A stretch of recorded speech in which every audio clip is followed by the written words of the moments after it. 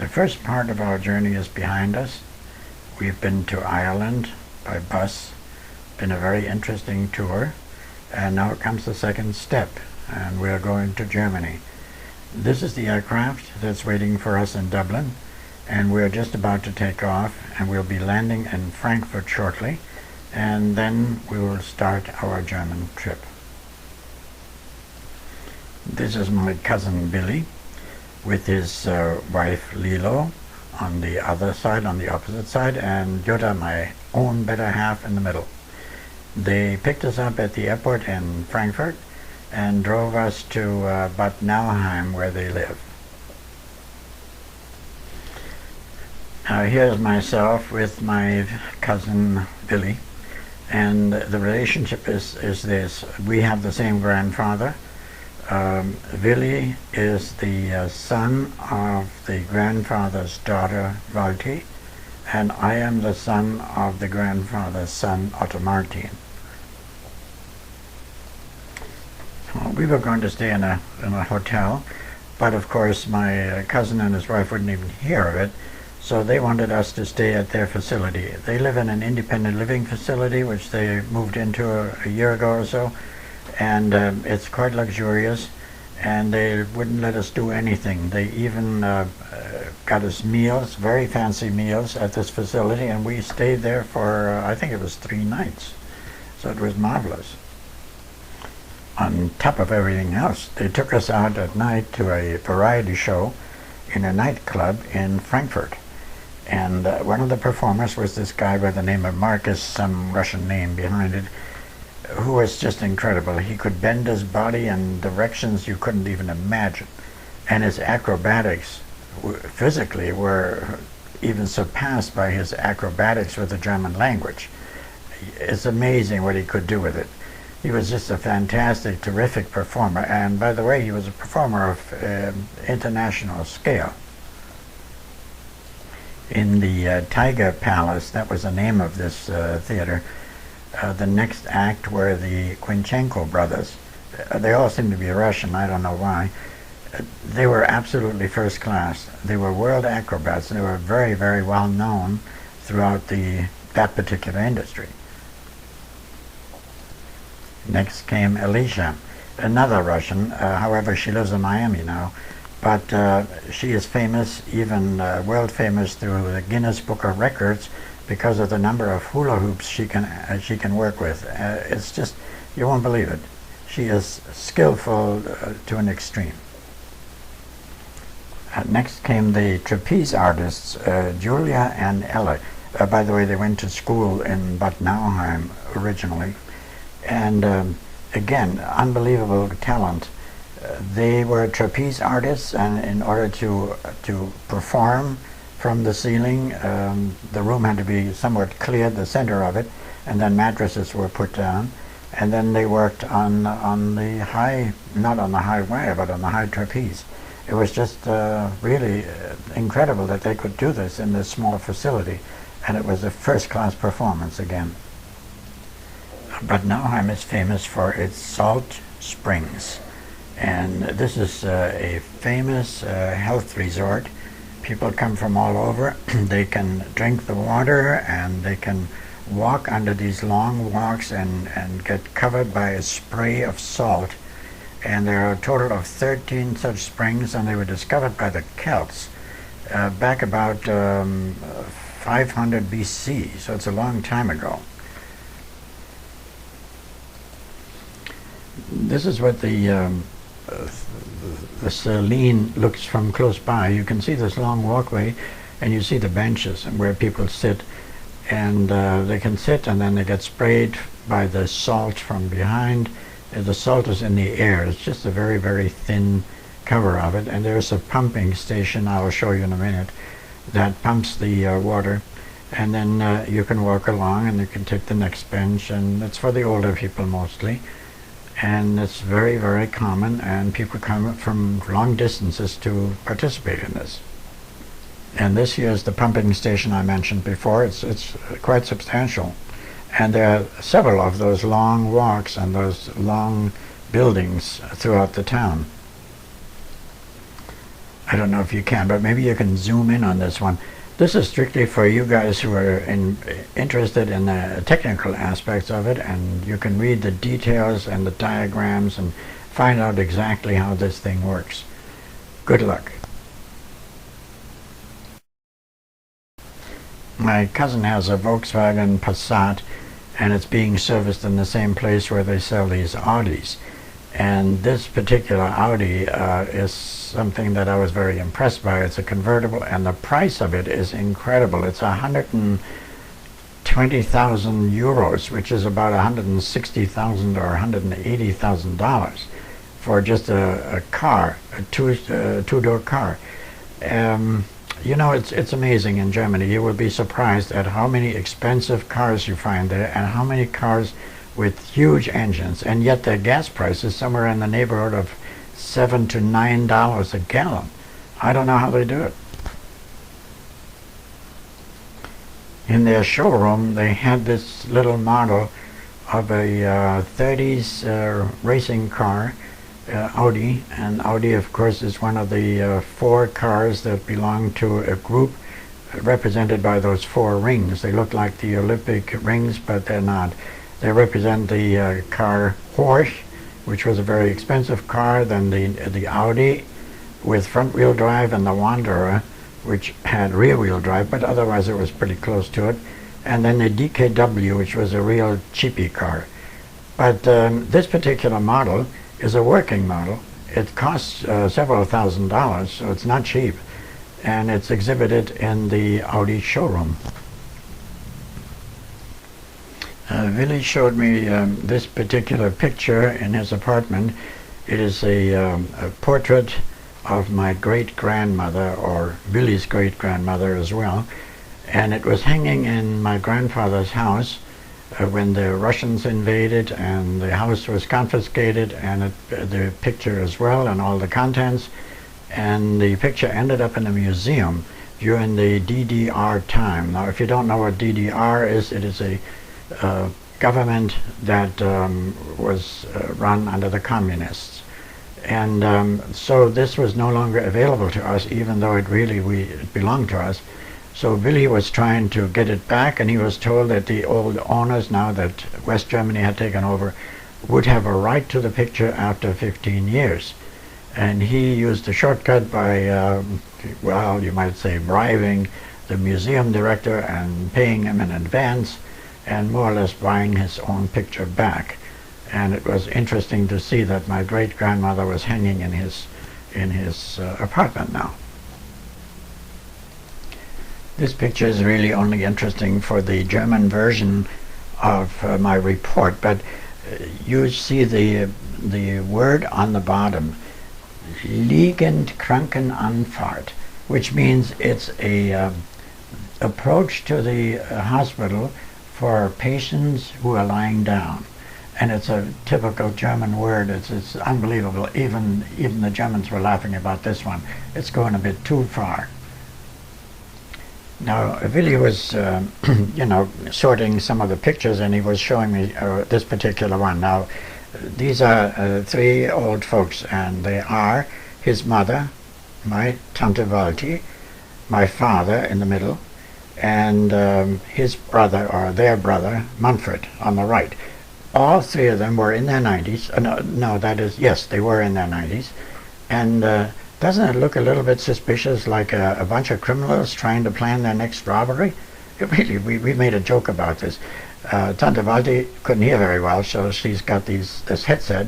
My father can't see very well, so he's got a magnifying glass. And I don't know, Uncle Manfred looks like he's doing the planning. So we had a good chuckle about this one.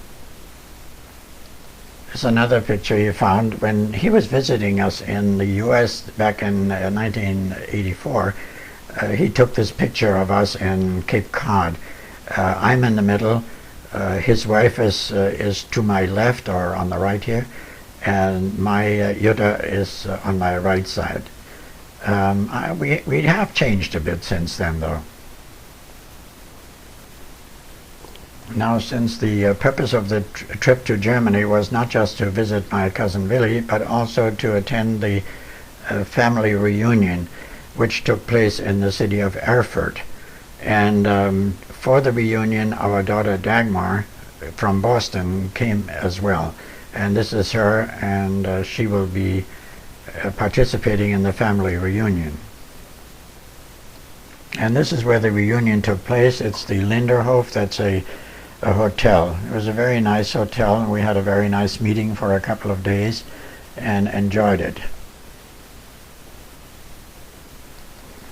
These are some of the family members waiting outside the hotel for the bus to come and pick us up and take us on a tour of the city.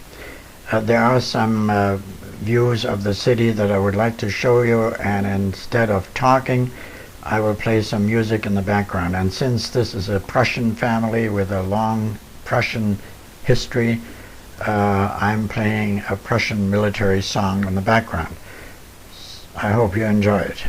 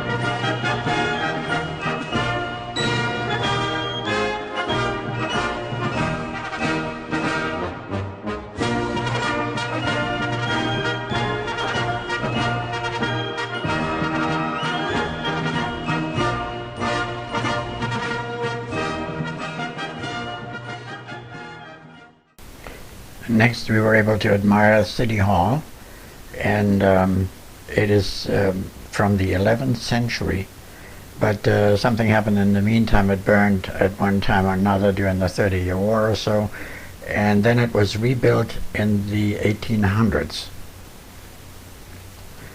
We were intrigued by these cute gargoyles. The inside of City Hall is quite impressive, as you can see. Now this is something interesting. It looks like a bunch of houses side by side, but it really isn't. This is a bridge, and on the next picture you will see a little, get a better view. Some of our guys are standing around looking at it. This is the bridge from another viewpoint. And this is what it looks like from the bridge itself.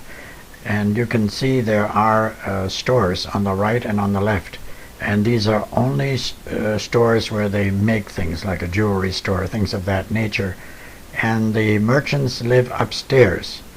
In the past, it used to be 60-some-odd buildings or 60-some-odd little stores, and now there are fewer of them, and they are bigger than they used to be.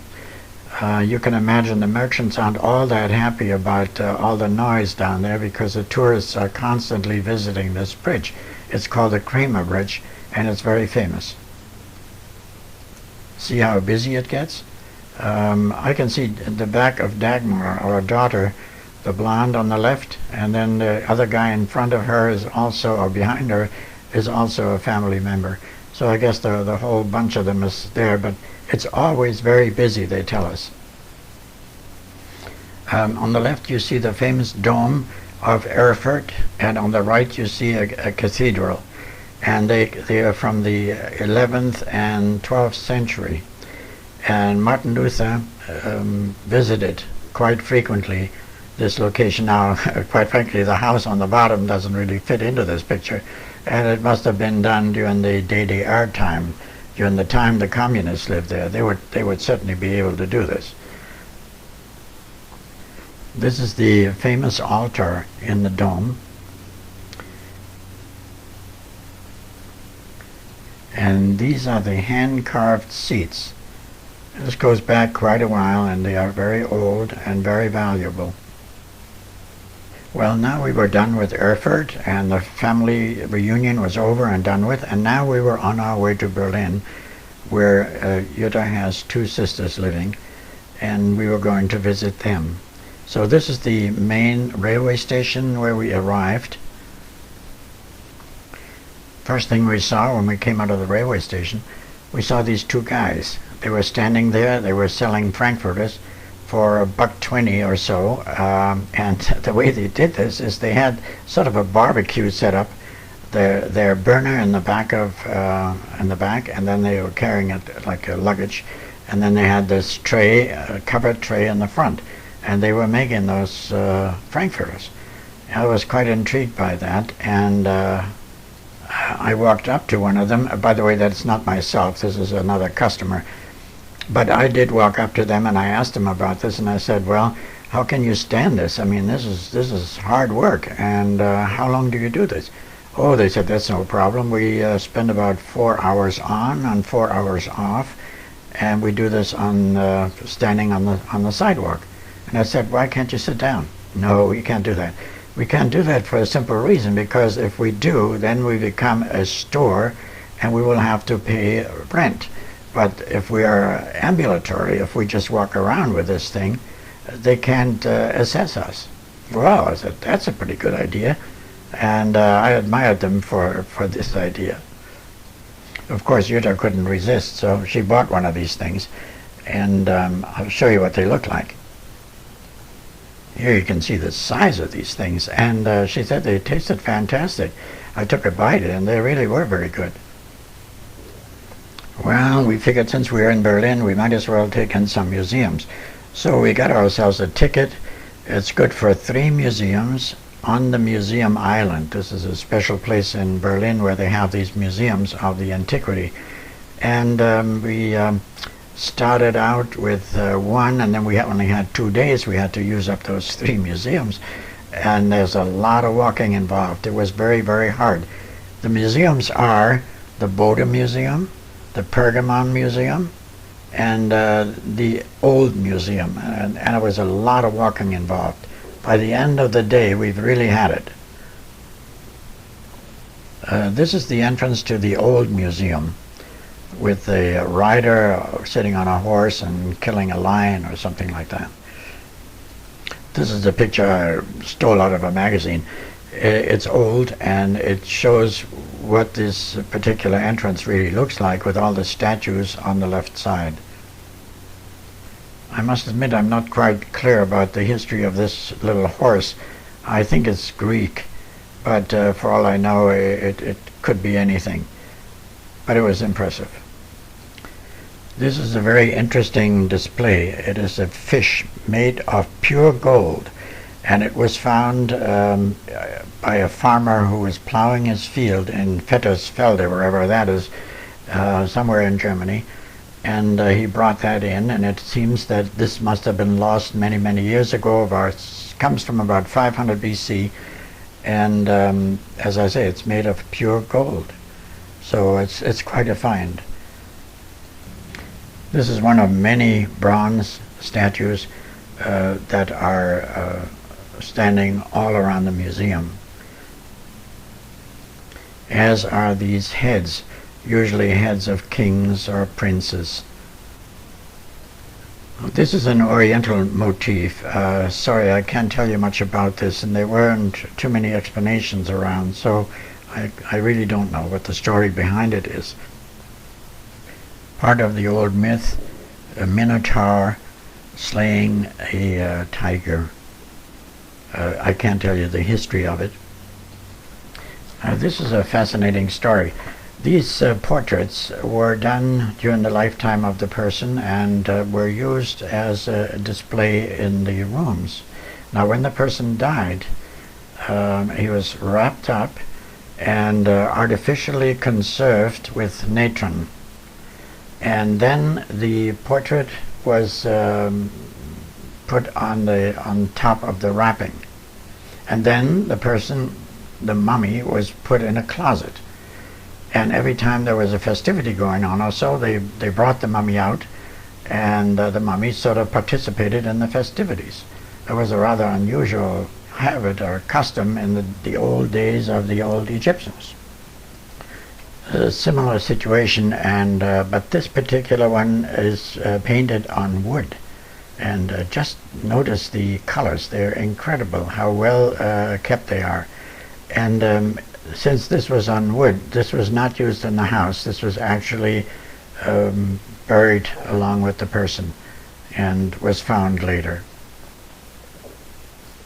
When we were done with our museum with this particular one, and before we went to the second one, and we did a total of 3, we were sitting at a bench, and next to us we saw this little bird come up, and doesn't he look cute? Next we went to the Bode Museum, and the Bode Museum is known for ancient Christian paintings, for Byzantine art, and for sculptures.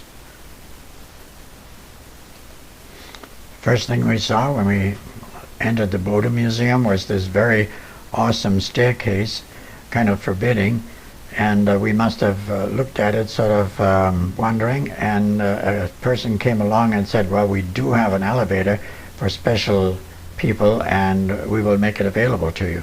So they did, and our thinking was, well, maybe it was Yutta's hair, the white hair, or my non-existing hair that did it, or whatever it was. At least we appreciated it very much. They let us use the elevator.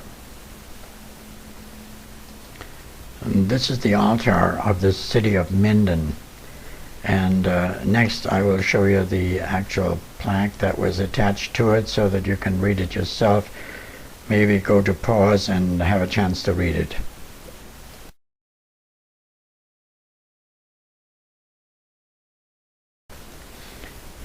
This portrays the murder of the king of Moabit.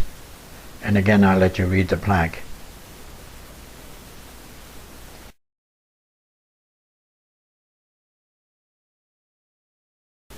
The lamentation over the dead Christ. And again, the plaque.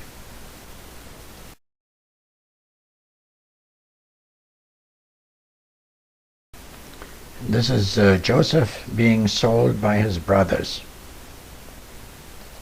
This is the end of the Bode Museum, and the next one will be the Pergamon. This is a layout of the museum island. On the top left, the triangular one, is the Bode Museum we were just in. The next one with the red writing on it is the Pergamon, the one we're going into now. And on the bottom right is the Alte Museum, the old museum that we started out with. And this is the famous Pergamon Museum. They're doing some construction work there right now, so it's a little bit of a problem getting in, but once you're inside, it's gorgeous. This is a reconstruction of the famous altar, the Pergamon altar. You can see some of the sculptures on the wall, the sort of a belt with sculptures and holes in between. The holes represent missing parts, but the rest of them are the originals. And this is a model of the entire altar. You can see the figurines on top of it. This is the market gate of Millet. Beautiful mosaics on the floors of many of these buildings. This is a layout of the old city of Babylon, which would be in Iraq right now, and it stems from the 6th century before Christ. The famous gate of Ishtar stems from about the same time as the previous slide. This is part of the gate. It's inlay, very intricate work. The next 2 pictures are the approach to the gate. It's a reconstruction and intricately done.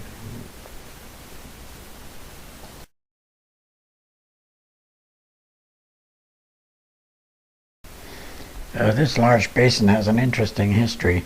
I won't spoil it for you by telling you about it now, but I'll let you read the plaque. And when it comes up, I'll let it stay on for a little bit longer so you have a chance to read it. And if it's still not long enough, just use the pause button and have a chance to go through the entire thing. It's quite interesting.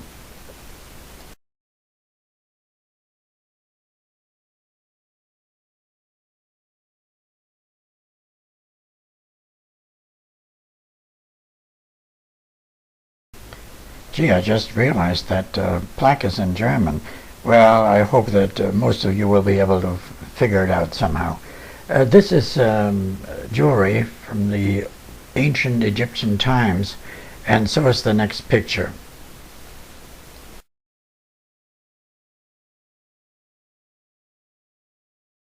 This one is kind of interesting. I mean, you see the advertisement and you figure, this is nothing. But in the corner, to the left of the ad, where that large building is, there is a sort of an apartment house. Do you realize that that is Mrs. Merkel's residence? She just lives in that place like any normal person would. Can you imagine something like this here in this country? Totally out of the question, though, isn't it? There's one guard outside. Big deal. I was very impressed by that. This is the famous Kaiser Wilhelm Memorial Church, or what's left of it. This is what was left after the terror attack by the British or Americans on the German cities, and this was on the city of Berlin. The church was totally destroyed, but they left it as a sort of a monument and added a modern structure to it, which is today is in use today. So it's one of the monuments of Berlin. Our impression of Germany, it was cleanliness throughout, and beautiful displays. Look at the meat counter here in a store in a shopping mall. It's beautiful, isn't it? And so is this bakery, full of merchandise. So many different types of bread, you just can't believe it.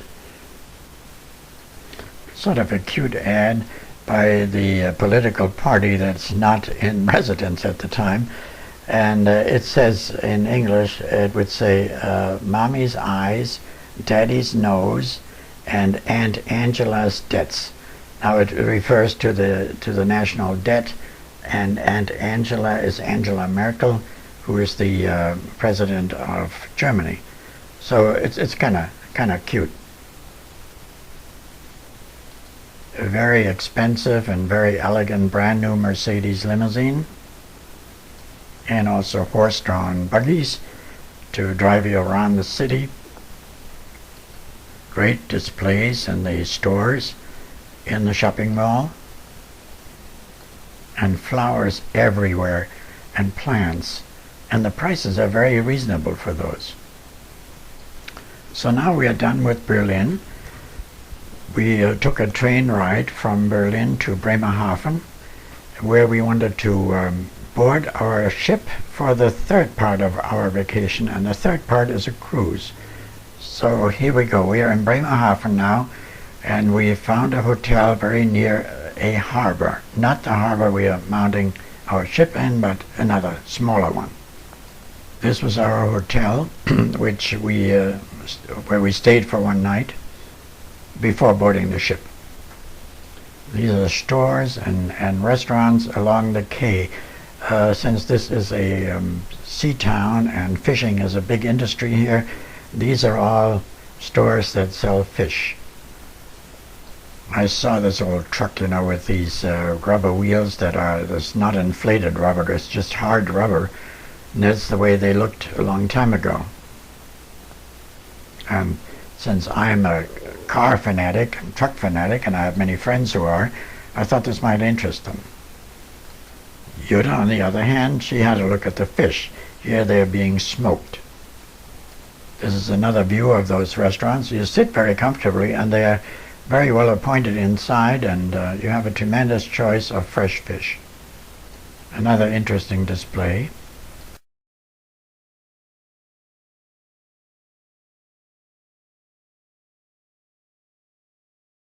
a chess game seems to be in progress here at the square, and the couple is looking at the pieces and they can move them with their foot.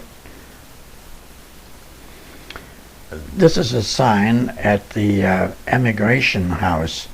It is meant for people who left Germany many years ago and went to the United States. They will be listed there, and also there will be exhibits of the conditions on board ship and so on. We were looking for ourselves because we left Germany back in 1951 in my case, and 1953 in my wife's case, and we were both not listed, but the reason was that only immigrants to the United States were listed, and we went to Canada first, so we were not there. The next 3 slides will show you models or mannequins for portraying the immigrants, and also the conditions. You will see wash basins and what the staterooms looked like, and get a pretty good idea how the people were living in those days.